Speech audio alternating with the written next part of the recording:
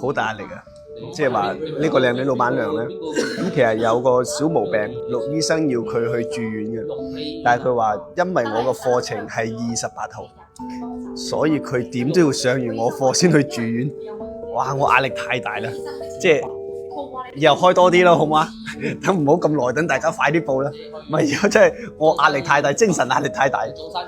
點解要有食飯要傾咁耐咧？我同你講，我哋嘅課程有個好重要嘅嘢，真係要坐低大家食飯。中國嘅飯台係有好多秘密同埋好多細節同埋好多即係真實嘅個人特色嘅嘢先會喺度出嚟。譬如呢個老闆娘，我哋可能一日喺嗰度上課，我哋都覺得佢係花瓶，但係我哋食飯嘅時候講嘅嗰啲嘢令我覺得，哇！原來佢個人咁有力量啊！即係呢啲咪就我哋係線下課，我哋要面對面，即係要好深入傾偈先見到。因為有好多嘢唔係話好客氣咁樣就傾到出嚟嘅，係我哋真係要問到你個行業，問到你個生活，問到你個經歷，邊啲嘢你可以講，邊啲嘢你唔可以講。